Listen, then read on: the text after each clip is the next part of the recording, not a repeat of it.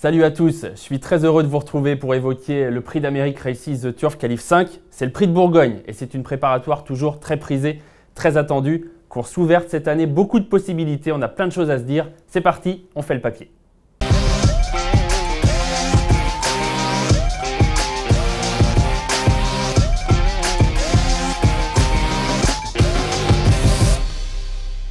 Avant d'attaquer l'étude de cette très belle course, je vous rappelle bien sûr que vous pouvez liker toutes nos vidéos et partager nos contenus. C'est parti pour le papier donc de cette Qualif 5 au prix d'Amérique, le prix de Bourgogne, avec d'entrée de jeu celle qui va être ma favorite. C'est pas évident, je vous le dis tout de suite, de détacher un ou une favorite dans cette course. Moi j'ai choisi une jument et vous la connaissez forcément parce que c'est l'une des chouchoutes du public. C'est la très bonne Delia du Pomereux. C'est pas une évidence de la placer en tête dans cette course. Elle va faire partie des belles chances, mais c'est un petit coup de poker que de la mettre en tête. Alors pourquoi je l'ai mise en tête? Parce qu'elle est très bonne, vous le savez, parce qu'elle a gagné le prix de France sur ce parcours. Maintenant, il y a quelques doutes. Évidemment, elle a eu un petit souci qui l'a obligée à ne pas courir le prix de Bretagne en début de meeting. Elle a fait sa rentrée dans le Bourbonnais 5e et puis elle a couru la semaine dernière, le 24 décembre, le prix Jules Lemonnier. C'était une course au trot monté. C'était la première en fait au trot monté de Delia du Pomereux qui tentait sa chance dans cette discipline en vue du Cornulier. Elle n'a pas fait l'arrivée, vous le voyez, elle est disqualifiée ce jour-là. Maintenant, moi, je me dis que cette course, elle va vraiment lui avoir servi pour monter en condition. Ça a été une course dure, les chevaux-têtes sont allés très vite. Elle a tout de suite figuré parmi les premiers. Elle a fait une vraie course, une grosse course difficile où elle a puisé un peu dans ses ressources. Et ça, je pense que ça peut lui avoir fait faire un bond dans sa condition physique. Moi, je mise là-dessus. Et puis, bien sûr, je mise aussi sur le fait qu'elle adore ce parcours. Elle a réalisé finalement l'exploit pour l'instant de sa carrière sur ce parcours.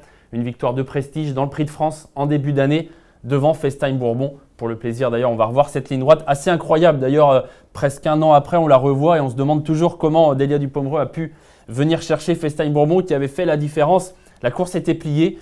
Bien sûr, FaceTime Bourbon a craqué, mais Delia du Pomereux, elle, a continué à un très bon rythme et elle est venue chercher le roi. Elle est venue battre l'imbattable quelque part en gagnant ce Prix de France. C'est à ce jour la plus grosse perf de sa carrière. Elle a confirmé ensuite, elle a gagné un joli groupe 1 à l'étranger. On sait qu'elle est très bonne, elle est dure, elle a beaucoup de choses pour elle. Elle aura le numéro 1 dans ce Quintet Plus, dans ce prix de Bourgogne. Il faudra bien gérer ça. C'est David Thomas qui est au sulky. La course que je vous ai montrée, c'était Eric Raffin. Mais vous savez qu'Eric Raffin va driver FaceTime Bourbon dans l'Amérique. Donc Sylvain Roger a décidé de mettre David Thomas au sulky. À lui de se sortir de ce numéro 1. Ce n'est pas la course de sa vie, bien sûr. Ce n'est pas encore le prix d'Amérique, ce n'est pas encore le prix de France. Donc je pense qu'il va la driver plutôt cool.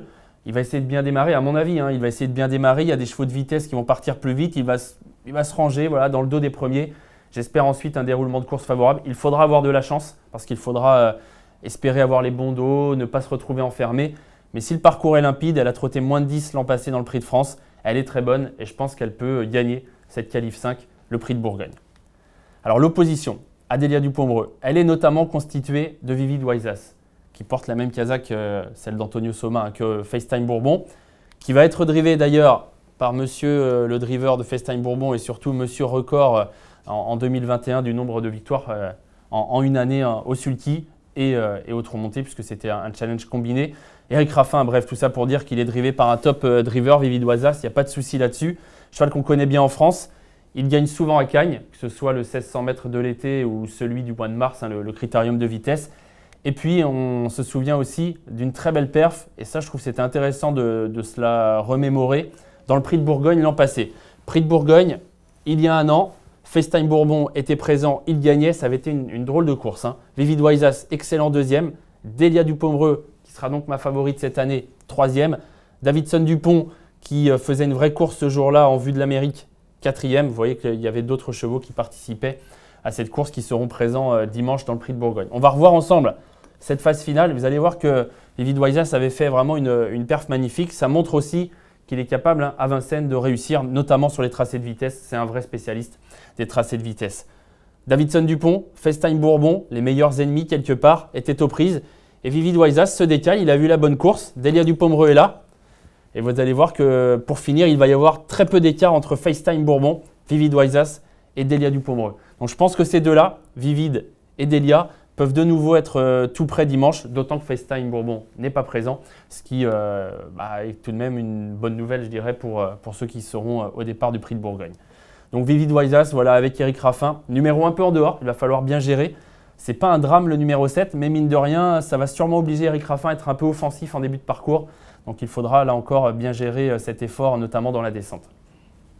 On poursuit avec un cheval italien désormais. Vous le connaissez certainement un peu moins, même si on commence à l'avoir bien en tête, c'est Zacconjo. Bon, déjà, pour ceux qui suivent un peu les courses à l'étranger, c'est un super cheval. Il a gagné de grandes courses, il a battu 2 fois FaceTime Bourbon à l'étranger, il a gagné la loterie chez lui en Italie. Top cheval, cheval de vitesse certainement. Il est arrivé chez Jean-Michel Bazir pour le meeting d'hiver, en vue du Prix d'Amérique. Rentrée très discrète, rentrée comme une rentrée chez Jean-Michel Bazir. Vraiment, on ne s'intéresse pas à la course, on finit souvent assez loin. Et puis, dans le Bourbonnais, c'était pas si mal. À mon avis, c'est tout sauf sa distance. 2008 grande piste, hein. La qualif qui nous intéressait ici, c'était la qualif 2, le Prix du Bourbonnais. Longue distance, grande piste, c'est pas évident à mon avis pour Zacconjo. Il était tout de même 4e. On va revoir cette course. Je vous conseille aussi de regarder Delia Dupomereux parce que c'était sa rentrée ce jour-là. Elle était 5e. C'est étonnant hein, qu'il allait devancer FaceTime Bourbon. Ces deux-là ne sont pas présents. Donc ça, c'est quand même, je me répète, mais une bonne nouvelle pour les autres qui, eux, sont au départ du Prix de Bourgogne. Et regardez ensuite, Casaque Blanche à la corde. Zacconjo avait fait le petit parcours. Il est là et il va venir chercher Delia Dupomereux qui est là. Il y aura assez peu d'écart entre ces deux chevaux-là qui se retrouvent avec une vraie chance dimanche dans la qualif 5. Le Prix de Bourgogne, ils étaient nettement dominés, on est d'accord. Mais le comportement de Zacconjo, qui à mon avis était sur un parcours trop long pour ses réelles aptitudes, était bon. Et tout ça me fait dire que c'est peut-être un peu sa course, 2100 mètres, parcours de vitesse, cheval qui est déjà en forme, qui voilà, a montré dernièrement qu'il était compétitif aussi à Vincennes. Notez que c'est Alexandre Abrivard qui va le driver, puisque Jean-Michel Bazir aura lui, dans le Prix d'Amérique, gagné de Banville. Donc il a décidé d'associer déjà Alexandre Abrivard à Zacconjo pour ne pas avoir à changer de tandem le jour J et le jour de la Belle. Zacconjo, donc pourquoi pas, même si il y a quand même ce numéro 8. Hein. Je vous le disais pour Vivid Wysas, ça oblige un peu à partir, un numéro en dehors, ce sera le cas pour Zacconjo. Il a beaucoup de vitesse, il n'y a pas de souci là-dessus. Maintenant, il va falloir qu'il en garde un peu pour finir. Donc il faudra qu'Alexandre Abrivard, là encore, gère bien cet effort de début de parcours. A noter que Jean-Michel Bazir nous explique également que pour lui, la course dans la dernière qualif, le Prix du Bourbonnais était assez bonne, qu'il n'avait pas d'artifice et que ça, on pouvait le penser, il sera mieux sur la distance qui lui sera proposée dimanche. Donc Zacconjo, pourquoi pas, hein, lauréat possible. Ce serait d'ailleurs intéressant de le voir vraiment bien courir parce qu'on pourrait se dire, tiens, on a vraiment un cheval qui va faire un peu le spectacle aussi durant l'hiver. Donc Zacconjo fera partie, vous l'aurez compris, de mes chevaux préférés. Et puis, d'ailleurs, c'est la particularité de ce Prix de Bourgogne, il y a beaucoup de chevaux étrangers et du coup pas mal d'inconnus, pas mal de choses voilà, qu'on maîtrise mal finalement. C'est le cas avec ce cheval, Don Fanucci Z. Il a 5 ans, il en aura 6 dans quelques jours, donc il en aura 6 le jour du Prix de Bourgogne, mais ça reste un jeune cheval et c'est une première pour lui à Vincennes. Ça va être la vraie attraction de ce Prix de Bourgogne. D'ailleurs, si vous voulez en savoir plus, si vous voulez le retrouver aux côtés de son entraîneur, je vous invite à aller sur le site d'Equidia.fr puisqu'un reportage lui est consacré avec Daniel Reden qui nous parle donc de Don Fanucci Z, mais aussi de Missile Hill qu'il va présenter dans ce Prix de Bourgogne. Donc revenons à Don Fanucci Z. Son fait d'armes, sa meilleure performance, sa grande performance dans son palmarès, c'est la victoire dans l'Elite Lopp. On va revoir ça ensemble. Ce jour-là, il avait été très bon. Il était sorti à mi-ligne d'en face. Il avait fait la ligne d'en face en 3e épaisseur. Il avait prolongé son effort. Signe tout de même d'un cheval dur. Et qui battait-il ce jour-là? Vous l'avez peut-être reconnu, Vivid Wysas. Donc ça, c'est intéressant. Ça nous permet de le situer par rapport à Vivid Wysas. Il n'y a pas un écart énorme à l'arrivée. Mais il n'est pas moins bon que Vivid Wysas, visiblement, Don Fanucci Z. Donc ça nous donne quand même un niveau de cheval très intéressant. Il est très fort hein, dans son pays. Il enchaîne les bonnes perfs et il reste sur plusieurs victoires. Daniel Reden, je vous le conseille, d'aller l'écouter sur Equidia.fr. En gros, ce qu'il dit, c'est qu'il ne craint pas la montée parce que Don Fanucci Z a une façon de trotter qui, selon lui, ne sera pas défavorable en montant. Il a plus peur de la descente. Il a peur que son cheval se trompe un peu dans la descente. C'est la raison d'ailleurs pour laquelle il ne le défère pas totalement. Donc il faudra voir comment il s'y prend à Vincennes. Il faudra voir comment il peut s'en sortir face à une opposition comme celle qui lui est proposée dimanche. Ce qui est sûr, c'est que c'est un très bon cheval, qui a beaucoup de vitesse, qui a beaucoup de talent. Il est dur aussi parce que quand on gagne l'Elite Lopp en 2 batteries le même jour, c'est qu'on est dur. Il a beaucoup de choses pour lui, mais c'est une inconnue. Donc Don Fanucci Z, vous allez le voir, il fait partie quand même de mes bases.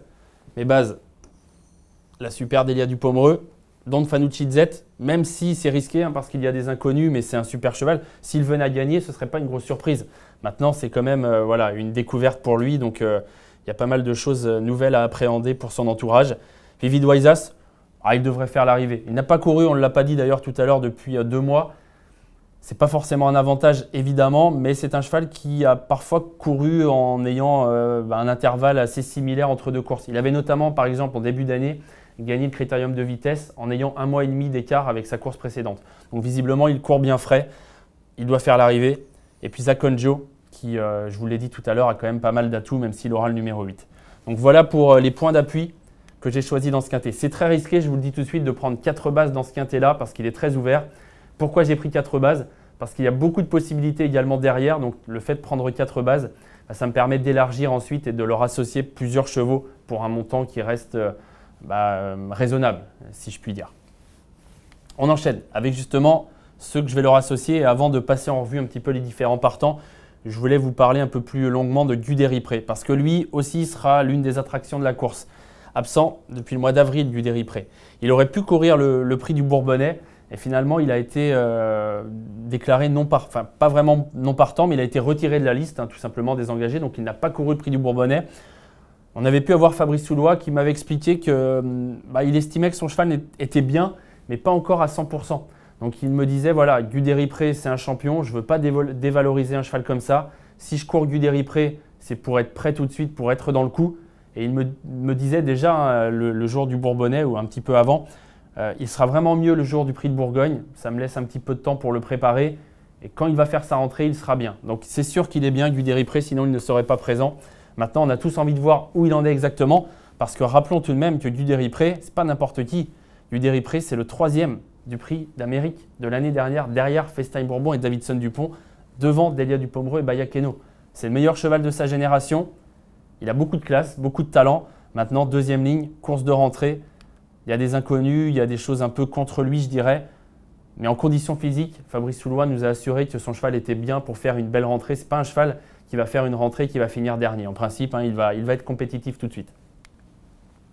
Voilà pour quelques chevaux donc intéressants à suivre derrière mes bases. Guderipré, Cockstyle également, sur lequel je voulais un peu m'attarder parce que moi j'adore ce cheval. C'est un super cheval en Europe. Il est de tous les combats, il est toujours dans le coup.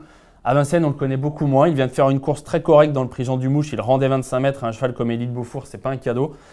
C'est sur une longue distance en plus, c'est un cheval dur, mais je pense que 2100, ça va être aussi bien pour lui à Vincennes. Et son entraîneur, Éric Bondeau, nous dit que son cheval monte gentiment en condition physique. Et vous voyez, je suis très confiant pour le podium. Donc il y compte, il a raison. C'est un super cheval, Cockstyle, bon numéro derrière la voiture. Moi, j'en ai pas fait une base parce que je demande encore un peu à voir quand même à Vincennes. Mais je le prends en considération et vous verrez tout à l'heure que je l'ai gardé dans mon jeu. Davidson Dupont, évidemment Davidson Dupont. Alors où en est-il? C'est la question, rentré le 12 décembre. Voilà, c'était bien sûr toujours dans cette qualif, le prix du Bourbonnais. On rappelle que c'est un cheval qui a gagné le prix de France. Et le prix de France, on l'a dit tout à l'heure, c'est sur ce parcours, des 2100 mètres de Vincennes. On a vu ensemble tout à l'heure le prix de Bourgogne de l'année dernière, il courait très bien, donc il n'y a pas de souci sur le parcours. Bon, il a un peu de tout parcours, Davidson Dupont, c'est un très bon cheval évidemment. Maintenant, où en est-il exactement? C'est la question. Il est sûrement encore un peu court, il n'est que plaqué devant, donc il n'est pas encore déféré. Jean-Michel Bazir, d'ailleurs, là encore, vous pouvez aller voir sur le site equidia.fr, il y a un reportage qui lui est consacré. Et Jean-Michel Bazir nous dit qu'il voilà, il monte gentiment en condition. Et il nous dit, le jour du prix d'Amérique, il n'y aura pas de souci, il sera déféré des 4 pieds et il sera dans le coup. Là, il peut être encore un peu juste. Moi, je l'ai gardé parce que c'est difficile d'éliminer un cheval comme Davidson Dupont. Mais je le garde plus pour une 4-5e place qu'autre chose avant le coup. Bayakeno, oui, formidable. Bayakeno, on ne la présente plus, je dirais. Super jument, bien sûr, entraînée par Junior Gelpa. Elle a fait plusieurs courses à l'étranger. Elle avait couru une course également, un peu de préparation hier. Je pense qu'on y est allé vraiment en progression avec elle. C'est la tenante du titre du prix de Cornulier. Le prix de Cornulier, ça va arriver très vite maintenant. C'est dans 3 semaines. Donc elle est forcément en condition, Bayakeno. Elle a un bon numéro derrière l'autostart. Moi, je la garde dans un jeu. Pas pour gagner, évidemment, mais pour être 3, 4, 5. C'est une super jument. Elle a déjà bien fait ferré. Il y aura une cote sympa parce qu'elle court ferré et qu'elle reste sur des courses correctes sans plus en Italie. Donc ça peut être marrant. Moi, je vais la garder. On va passer en revue un petit peu les différents participants désormais. Feeling Cash, ça me paraît trop dur, honnêtement. Je pense que ça va être un peu juste. C'est un bon cheval, évidemment. Quand on court une course comme ça, c'est qu'on est un bon cheval. Mais pour moi, c'est trop dur dans ce prix de Bourgogne. Ce sera une impasse. On enchaîne avec Billy de Montfort. Ah, quel jument. Formidable, Billy de Montfort. C'est la plus riche de cette course. Et de loin. Regardez ses gains, 2 500 000 € de gains, elle ne les a pas volés. Elle est là depuis le début, depuis l'âge de 2 ans. Elle est toujours vaillante. Maintenant, ce qui m'a poussé à ne pas la retenir, c'est son numéro 9. Je trouve que c'est assez épouvantable pour elle d'avoir le numéro 9 parce qu'elle va être obligée de partir fort. Et après, est-ce qu'en partant fort, est-ce qu'elle va réussir à prendre la tête? C'est possible parce qu'elle démarre très très vite. Mais si elle prend la tête, est-ce que celui qui va venir se placer devant elle va vouloir rester en tête ou va lui aussi vouloir se faire couvrir? On ne sait pas exactement et il est possible qu'elle se retrouve relayée en ayant fait un effort en début de parcours. Donc, le numéro 9, voilà, c'est clairement la raison pour laquelle moi je l'ai retiré de mon ticket. J'ai décidé de faire sans Billy de Montfort. On l'aime tous beaucoup, mais le jeu et l'amour, ce sont deux choses différentes. Ça, c'est important de le dire et de s'en souvenir. Flamme du Goutier. Voilà un cas intéressant. Flamme du Goutier, super jument, gagnante de groupe 1 l'an passé. Autre remontée, notamment où elle est très performante. Elle aussi va préparer et prépare activement le prix de Cornulier. Donc je suis persuadé qu'elle est prête quasiment. On ne peut pas avoir des espoirs de victoire dans le Cornulier sans être au moins à 90-95% à 3 semaines de la course. Donc en condition, je pense que ça va. Maintenant, ce n'est pas la course de sa vie, on va courir sans pression, mais ça peut, si le parcours est bon, elle part derrière Delia Dupomereux, ça peut coller, pourquoi pas, pour une place. En tout cas, dernièrement, sachez qu'elle a fait la faute, mais que derrière, c'était bien. Elle avait beaucoup de ressources, elle a suivi avec facilité, donc on sent une jument quand même qui revient en forme. Je m'en méfie pour les places. Détroit Castelet aime beaucoup ce parcours, mais il reste sur des performances en demi-teinte. C'est pour ça que je l'ai exclu de mon ticket. Je pense que ça va être un peu difficile pour lui ce dimanche. Alcoy fait une rentrée. Son entraîneur Vincent Martens nous dit qu'il est très bien à l'entraînement, mais ce sera trop dur pour une rentrée dans un prix de Bourgogne. Chica Jude, on ne la présente plus elle non plus, super jument. Très dure à l'effort. Elle a déjà bien fait 2100 mètres, mais c'est quand même pas à mon avis sa spécialité. Et numéro 13 en deuxième ligne, donc ferré, pas facile.